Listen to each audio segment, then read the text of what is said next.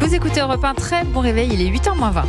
La France, première destination touristique mondiale, plus de 100 millions de visiteurs internationaux en France en 2023. Alors cette année, y aura-t-il un effet JO ? C'est pas évident quand on regarde les dernières tendances, mais il y a quand même un secteur qui se porte bien, celui de la location saisonnière avec son champion Airbnb. La France est même le deuxième marché mondial d'Airbnb après les États-Unis. Et on en parle avec votre invité Sébastien Clément Eulery, directeur général de Airbnb France. Je vais y arriver.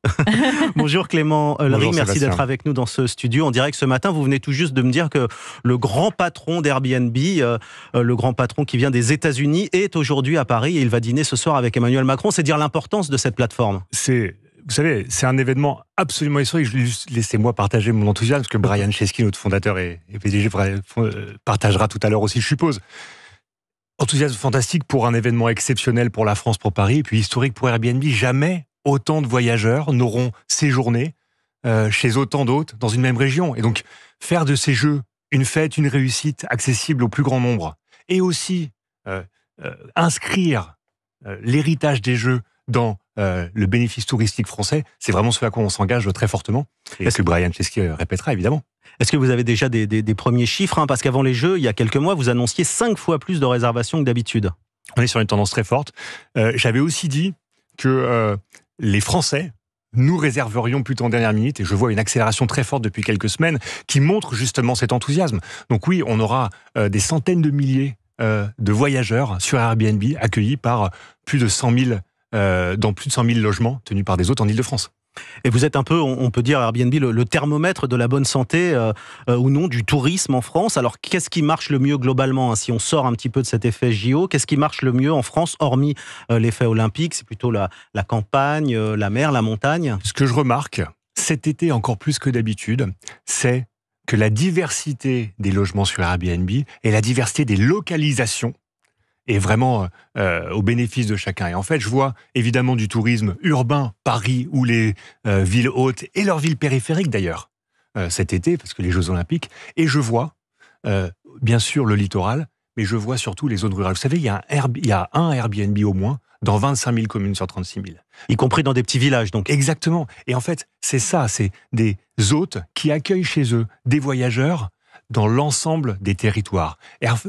Airbnb, c'est véritablement la diversité des territoires, l'accueil touristique dans ces territoires, et c'est ce qu'on voit encore plus cette année. Vous parliez de ruralité, de campagne. Un tiers des réservations d'Airbnb en 2023 ont été faites dans des communes de moins de 3500 habitants. Donc c'est ça qu'on voit encore plus cette année. Et cette diversité, est-ce qu'on la retrouve chez les visiteurs? Il y a autant de visiteurs de l'étranger que des Français? Et donc, oui, les Français sont en train d'accélérer, vont prendre la première place du nombre de réservations. Ce qu'on remarque depuis quelques mois, c'est les Américains, les Anglais, les Allemands, les Néerlandais par ordre, se sont véritablement emparés des jeux et vont séjourner sur Airbnb à Paris, en zone périphérique. Ce que je voyais aussi, ce qui est très intéressant, c'est où ils vont. Rendre les jeux abordables, c'est aussi, comme on l'a fait avec notre moteur de recherche, c'est permettre de trouver des logements dans des villes qui ont gagné beaucoup de dynamisme d'accueil touristique ces dernières semaines, ces derniers mois. Montreuil, Aubervilliers, Saint-Ouen, Boulogne, ça va même jusqu'à Soissons, Compiègne. Voilà. Et donc, on est sur cette diversité. Il y a encore d'ailleurs des logements qui sont aujourd'hui réservés par des étrangers, des Français et de plus en plus de Français en Paris et au-delà de Paris. Et on voit des annonces Airbnb qui ont doublé en Ile-de-France depuis un an avec cet effet JO. Est-ce qu'on peut dire quand même qu'il n'y a pas un revers à cette médaille? Est-ce qu'Airbnb n'est pas en partie responsable de la crise du marché de la location en France? Alors, il y a le sujet de l'accueil touristique, il y a le sujet du logement. Moi, ce qui m'importe, c'est de répéter que l'écrasante majorité en France, en région parisienne, des hôtes et des logements loués en location meublée de tourisme sont loués occasionnellement. Ce sont des résidences principales, des résidences de famille, qui sont louées occasionnellement quand les propriétaires n'y sont pas. Donc, qui n'ont par définition aucun impact sur le logement. Ça, c'est l'esprit même d'Airbnb depuis le départ. C'est l'esprit même d'Airbnb.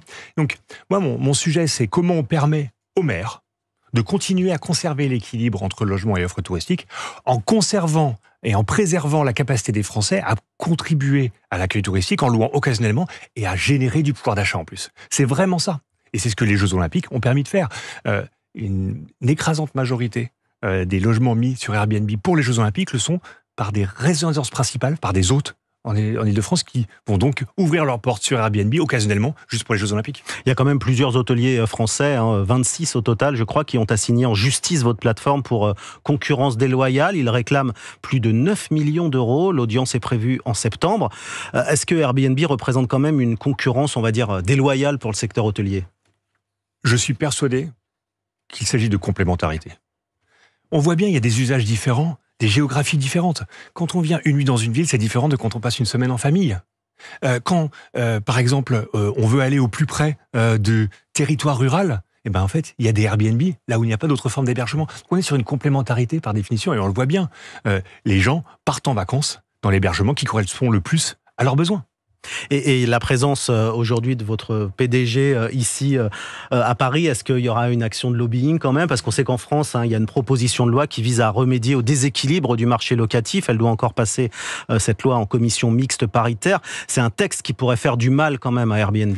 Ce qui nous importe, c'est de préserver la capacité des Français à générer du pouvoir additionnel en plus en louant occasionnellement leur résidence principale, leur résidence secondaire.